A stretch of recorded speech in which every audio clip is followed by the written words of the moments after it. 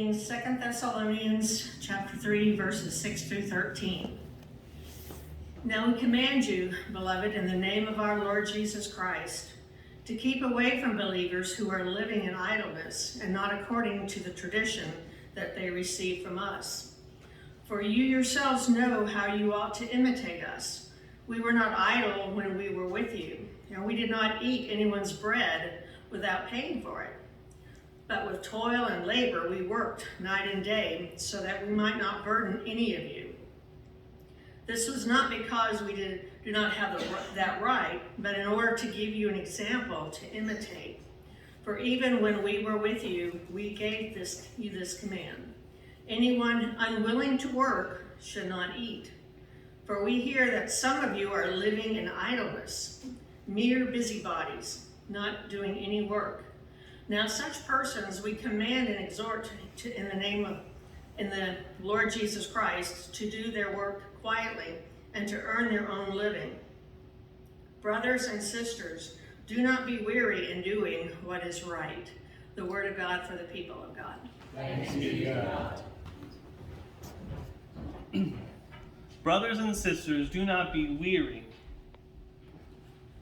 in doing well and doing what is right. So are you bored?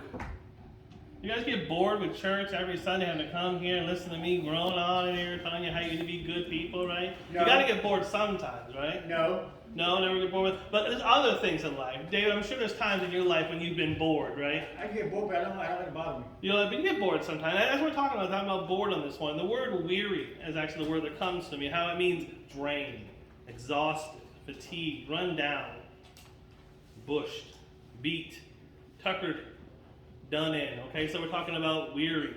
Each of these definitions describes how we feel sometimes. Even if we're not children of God, everyone at one time feels weary and tired or bored. But the Lord uses this word weary. For example, the Bible tells us again in Thessalonians reading this morning, 3:13, but ye, brethren, be not weary in doing well. Don't be tired in doing good. Notice God warns us we are not to become weary in doing well, right? In this sermon, I'm going to use the word bored in place of weary in most of the places here. Today we hear adults and teenagers talking about how they're bored with life. Some people as Christians will tell you that as a Christian, they never have been bored with life. These same people will tell you they've also take cold showers in the winter when it's freezing, so I don't know how they can trust that. Anyway, when we do something over and over again, it can become boring. You can become bored, such as coming to church every Sunday and listening to me groan on up here. Yes, attending church can be boring sometimes. I do my best to try to keep it from being boring, but it can be boring. Well, maybe we're not talking about this church and this pastor, but at times, I'm sure, churches have been boring. And doing good deeds can be something that's boring. I understand that we're supposed to do good deeds, but even in that we can be bored. If you don't feel like what you're doing brings some kind of joy to the world, you feel like what you're doing just falls to the side and people don't appreciate that. I can understand how doing good deeds can be seen as boring.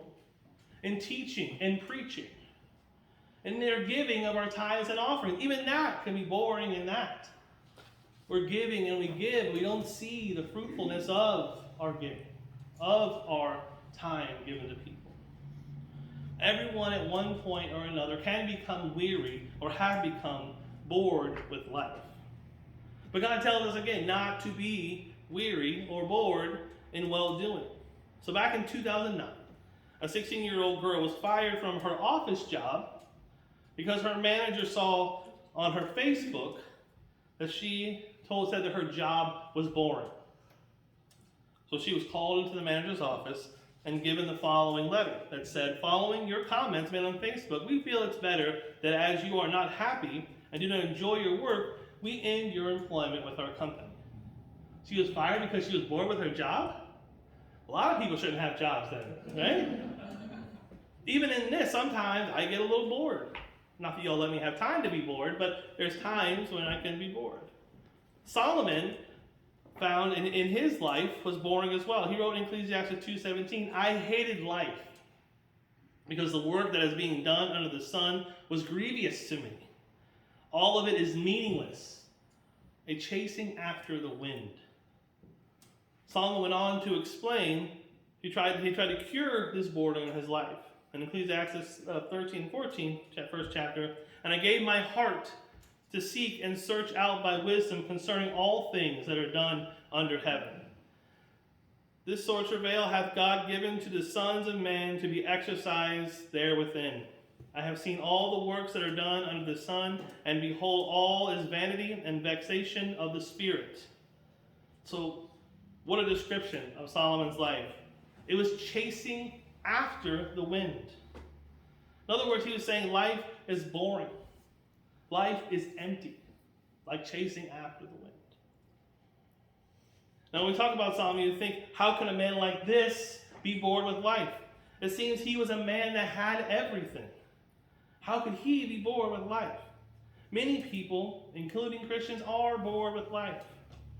And like Solomon, they are turning to all kinds of things to add spice to their life. Now, I don't understand how Solomon could possibly be bored. He had 700 wives and 300 concubines. I have one, and I promise you, I am not bored with life. Is anything else? We're going to leave it right there. I'm not going to yell at you. All right. There's two primary causes of boredom. Our modern age has robbed us of the busyness of life. Busy people do not have time in life to be bored. But we live in this amazing, wonderful world where tools, gadgets, machinery, and computers have robbed us of our time. Carpenters who used to patiently drive nails on a board now have nail guns. They can shoot a dozen nails on a board in the time it takes a carpenter to nail one in. Farmers now have tractors to get their job done in hours, which would take weeks before with a mule to plow. Housewives, or house people, wives in general, but people now in their houses have dishwashers, washing machines, vacuum cleaners, help them to clean their house. What a time saver these things are, right? Mechanics have tools now to help them with their mechanics. They got little wrenches and air guns and stuff to make their jobs quicker and easier. All these things in this modern age are great, but these things have made life with such abundance of time left over. Where we've had time where it took 2 days, a week to do something, you can get done in a matter of hours now. So before, there wasn't free time. But now there is extra time. We have abundance of things, and that has created boredom in our lives. Our second cause of boredom is undercommitment. We wake up in the morning, we have to have something that is worthwhile in our lives to wake up for. When we have so much spare time in our lives, we let the devil fill that in. Okay? If there's a vacuum of space, the devil will fill it in. When King David fell into sin, it was when he was on the rooftop with nothing to do. He was bored, so what did he do? He started lusting after a woman. We don't have anything to do in a positive manner. The devil will give us something to do in the negative one. When we fill our lives with doing God's will, there is no room in the life for the devil's will. Many dream of the day when they can retire and sit in a rocking chair all day. Like, I don't know if it's any of you, but I'm sure you're retiring someday or have retired and sitting in a rocking chair all day. The rocking chair is not something you wake up to and look forward to each day. You don't go to bed like, I can't wait to get up tomorrow morning and go sit in my rocking chair. No, we have to have more than that. The life of boredom is not the life that God has created us for. Don't get me wrong, there's a time and a place to have some time in a rocking chair, but that can't be your whole life. Jesus summed up his mission on earth with these very appropriate words.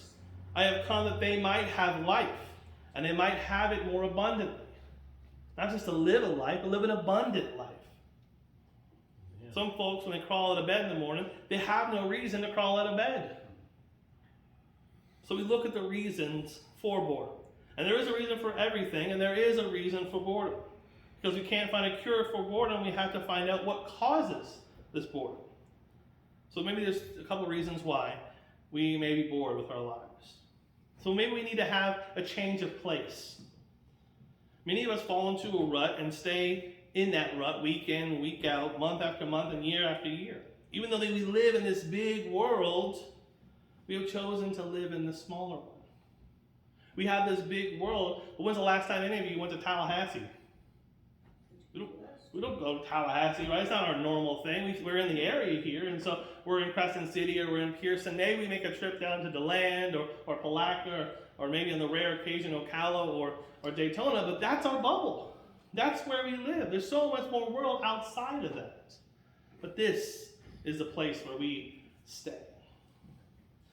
We eat the same foods all the time. I'm sure we have a list of foods that you eat, but it's always the same. You don't try new things, right? When we go out to eat, we have those restaurants that we kind of fond of. We go to those same ones. We park in the same place every day. It's funny to me because I don't realize that was the case because me and Rob, we have the driveway, and I pull out and whatever, and then I come back and Robin's in the spot where I was. And I'm like, wait a minute, that's my spot. But that's not my spot. It was never told, hey, you got to park here and I got to park there, but it's just always what we do, right? So we're really good at falling into the routine. If I park here, I park here. Hey, wait, you always sit that same place in church, right? We sit in the same pews because this is what we're used to. Right? If someone comes and sitting at your seat in the pew, you'll move somewhere else. You're like, that's my seat. I'm going to get here a little earlier next week. Let them know. I know you do it. I trust you, I know. Because I used to do it. Like you have our assigned seats. We kind of feel like this is where we're supposed to sit. I know where to find you because this is where you guys always sit. I was one Sunday, I want to see everyone get up and just move around. I'm like, hey, where'd it go? But sit in different seats. I used, as a kid, a teenager, I wasn't the best teenager, okay? I mean, I used to go sit in other people's seats in church just to mess with them. Yeah, there was, what was his name? I can't remember his name. He was one of the nicest guys, but he was just one of those people that the last row, the first seat, was his, like wherever you're sitting is where he sat. That was his, he didn't sit there. That everyone knew that was his seat. I didn't care, everyone sat there anyway. Just to mess with him, to see what he would say to me. And he didn't say nothing. He came and sat next to me all grumpy and angry, but I promise you, next week he got to church early and he was in his seat. So, we oftentimes fall into these routines. But here's the thing, don't you always feel good when you get like a new suit or a new pair of shoes or a new dress, right? You feel good when you get something like a new clothes, right? Or when you start a new job, there's excitement. When you get a new car, when you go to a new school, when you move into a new house, when you get to go fishing, that's always good, right? You get to, man, I got to take a break and go fishing, I get to go play around the golf. Even though I don't catch anything or I'm terrible at golf, it's that extra thing. You always feel good when you go do those things. Sometimes the answer to boredom is simply a change of routine or a change of place. For example, when David in the Old Testament lived here on earth, they did not have television, radios, computers, cars, all these things we have now. They had a simple life of routine, day in, day out, the same thing, tending to the sheep, day after day, week after week, month after month, always attending the sheep. That was their day. 6 days a week, that's what they did. Perhaps one of the reasons why in Psalm 122, David said, I was glad when they said unto me, let us go into the house of the Lord. He was bored. He wanted to go somewhere else. He went to church so he didn't have to tend sheep all day. You remember that in your life when you were excited to come to church? I mean, not that you're not excited to be here now, but I mean, it's a different kind. It was an excitement. It was different then. It's a different culture now. It wasn't we have to go to church like we get to go to church on Sunday, right? That's not there anymore. It's gone. One of the benefits of attending the church was for the 6 days he got a break. David got a break from having to be out in the field taking care of the sheep. When he got to rest on that 6th day. He got to be with God. He was glad because he loved the Lord and he wanted to go to the house of God to worship him. But also, part of it, I'm sure he wanted to get out of doing work that day, Going to church broke the routine that he did on a daily basis. The coming to church starts our routine of a new week. We come here, it should be the beginning of a new week for you. Monday is not the beginning of the week, Sunday is. There's a big world out there that God created for us to enjoy. People are not made to live like caged animals. We're not made just to be in one place. And that's fine if you grew up in Crescent City and you've always lived in Crescent City and you plan on dying in Crescent City someday, and that's fine.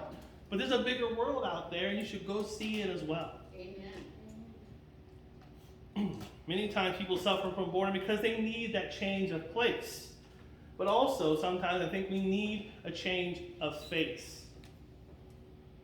Why did the Lord give us all different faces? You know how boring life would be if we all had the same face? You know if all of you had to look at this mug all the time in the mirror, okay? That's enough right there to make anybody bored, I promise. God made all these people with different faces for us to look at. But many have chosen to look at the same few faces. Now, I love my faces. Don't get me wrong. I love all of your faces. Okay, I love going home to my wife and child, beautiful faces. But it's good to see other faces as well. Remember during COVID, we were locked in our homes during this time, right? Suicides increased. Divorces increased. Well, we were not in the same house for months. I understand why divorces increased. Not so much us, but other people. You get on each other's nerves being in the same place, day in and day out, right? We have different faces, and they tell us a great deal about ourselves. Reminds me of a little joke that Mrs. Smith was in the playground, and there was a boy, Bobby, who was making faces at everyone. And Bobby just kept making faces and making faces. And Miss Smith went up to Bobby and said, Bobby, when I was a kid, I was told if I made ugly faces, it would freeze that way and it would stay that way. And Bobby, looking concerned, looked up at her and said, well, Mrs. Smith, you can't say you weren't warned.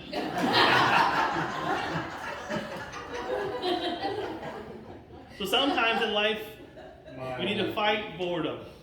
And in my case, I had to put a joke in the sermon so that I'm not bored in the middle of this. Man, I just did this already. Let's do this again. But I'm so happy that you guys got the joke. See, we're still awake. See if we're still awake. Yeah, everyone's still awake out there? Good. You never cease to amaze me. Thank you, David. So sometimes we fight boredom. We need a change of place. We need a change of face. There are reasons that some are bored to death with life. We have to look at the reason and look for this cure for boredom. So how do we overcome boredom? What is this cure? Doing whatever is close at hand. That's the boredom. God put things in your life. Whatever's close is what he wants you to be at. Whatever you find within your hand, do it. A bored person gives you a person they're bored because there's nothing to do, but that's not so. There are all kinds of things that need to be done. Trust me, if I go sit down in the chair at home, Robin will make a list of things that need to be done. Can you do this? A honey-do list, that's what we call it, right? We meet those people who are bored with life. You ever met those people that are bored, like you talk to someone, and, hey, man, you really should read this book, it's really good. And your answer back, they give you, whatever. Right? Oh, this is a really good book. Have you seen that movie? No, whatever. Right? They don't care. Hey, did you hear that sermon that the pastor gave? No, they don't say that. They don't ask about it. Because if you do, they would be like, whatever, right? Yeah, it's a different kind of whatever there. But. So the word whatever, in a sense, means I don't care enough to give you a real answer. Someone is so bored with life they can't even give you an answer. This is the way many are today. There's all kinds of things they can be doing with their lives, yet they sit there doing nothing as if nothing needs to be done. So what's the solution? How do we fix this? There's always work to be done. Trust me, Robin says someone has to clear the table, someone has to take out the trash, someone has to pay the bills, right? You need to wash those windows. I get that a lot, right? And then we have people driving the carpool, or maybe there's people that say, I don't want to do anything. I don't feel like doing anything. I promise you there's those days I get up, I don't want to do anything. I'm sure we all have those days, and that's fine. But your feelings don't matter. Someone has to do it, so it might as well be you. Your feelings matter, just, you know. It's very difficult to be bored when you're giving help to those around you who need help. When you're helping others in their problems, you soon find out that your problems may not be that big after all. When you reach out and help folks with real problems. Boredom can come when we focus on us. We focus on our needs. Crawl outside yourself and look at the problems of the world. Yours are smaller in comparison. And if you're helping others, those boredom, these problems you seem to have will disappear as well. It's not important just that we do it, that we overcome boredom by going out and doing and helping. We need to do it with passion.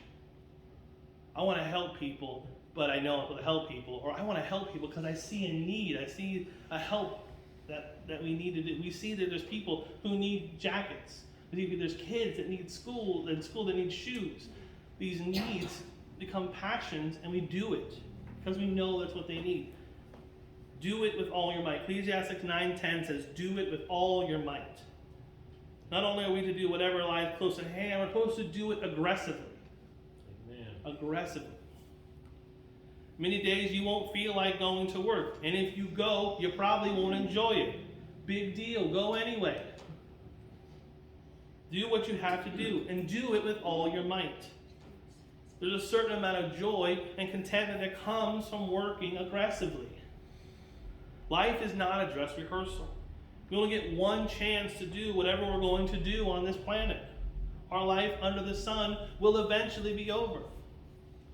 The point is, do whatever you're going to do now. If you're going to do some good deed, now. Do it now. If you want to write a book, do it now. Why wait? If you want to do something, there's something, I really want to learn to play the piano. Do it now. If you have some great plan, start it now. If you intend on doing something, just do it. You don't have time to be bored. Remember that you represent Jesus in everything you do. Colossians 3:17 says, and whatever you do, whether in word or deed, do it all in the name of Lord Jesus. You don't get to choose how you're going to die or when. You don't decide now how you're going to live. This is your time. This is what you can decide what to do. If you're bored, it's because you have chosen to live a boring life. I promise you, my life is not boring. I don't let it be boring.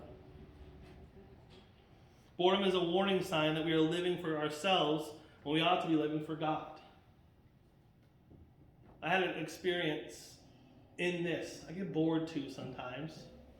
And it was before I came here. I was working at my old church, and I was doing youth ministry, and I had a Wednesday night program, and everything was going on. But also on Wednesdays, I was dealing with mats. Women were crocheting mats out of plastic bags, like from you get from Winn-Dixie. I actually have one of them in my office. So that was going on Wednesday, and I was kind of in charge of it, and I had to go do this Wednesday, and I'm like, I want to do this. I got so many other things I need to do, and I was already thinking about those things, and I was supposed to be there. So I walk into this room to do this with these ladies, and no one's there except for one, which frustrates me even more. I'm like, they didn't have to call me and tell me they weren't coming, and it's just me and this one lady. I'm like, okay. So I sit down, we start to talk about stuff, and the next thing I know, this woman is in tears. And she starts talking to me about what's going on in her life, that something's going on with it. What's with her husband is dealing with this sickness, and her son is making these bad decisions, and her daughter, the next thing I know, she's just pouring out her whole soul to me. Wait a minute, I'm here to do mats. I'm here to do youth ministry. I never opened the door for this, but God used me in my boring times for this. God will use you in those places that you find boring. If you open up yourself to do so. Be there to let God use you. I knew Alice for 4 or 5 years. I've known her for a long time. And only in that moment, when it was just me and her in that time, she felt open to talk about it. God will use us in those small spaces, in those boring places, in those places where we don't see it. Warning, again, is that we're living this life. If we're bored, it's because we're not living for God. We're living for self. A perfect example of someone that always lived for themselves was Howard Hughes. I don't know if you know Howard Hughes, but he was the richest man and the person in the world in 1966, richest person in the world. His fortune was estimated to be worth more than $40 billion in today's to cite $40 billion, right? So like an example of this is while he was on a trip in Las Vegas, Hughes had a disagreement with one of the casino owners, and so he bought that casino and several around it. Money was his answer for everything. In his prime, he was a daring aviator, he was a tinkerer, he always built stuff. He was an industrialist, an entrepreneur, and a world record setter. Actually, he broke the world record for the largest airplane ever to fly. You know what it was called? The Spruce Goose. That's right. You going? See, you're paying attention. You're listening. That's right. Howard Hughes had it all. He had power. He had prestige. He had possessions. He had lots of possessions. But despite all that, his last 20 years of his life, he lived alone. He refused to appear in public, to be photographed. He became a hypochondriac with an unnatural fear of germs. He refused to cut his hair, his beard, his nails, and only saw doctors and personal servants. He had no friends. And when he died alone. Billions of dollars, and he died alone. And nobody cared. Why didn't anyone care? Because his life was about him. Are you sad Howard Hughes died? Yes. Are you more sad that Mother Teresa died? You know, I mean, Mother Teresa gave her life to God. Every bit of her life was for others. The things she did there in India and Calcutta, that's amazing things. And I want to think of people I want to meet someday when I go to heaven. Mother Teresa is much higher on the list than Howard Hughes. He did nothing with his life. It was all about him. Mother Teresa, it was everything. So who we want to be moving forward? I'd like to be Howard Hughes, that's a lot of money. But we want to be more like Mother Teresa, right? We got to recognize that there's something more we can do with our lives. It's not about making money. It's about relationships. It's about friendships. It's about doing stuff for God. Leaving space for Him and Him alone. The emptiness, the free time. We don't let the devil have that. We find it and give it to God. Not saying we can't rest. Not about being bored. If you're living this life of boredom, because you chose to live this life of the sameness, this life of the same places, this life of the same faces, there's work to be done. There's kingdom work to be done. And we are His hands. We are His feet. We are His voice in this world. We need to go and find those people. People who need Him. And we need to do it with passion. I challenge you to find the people that need Him and do it.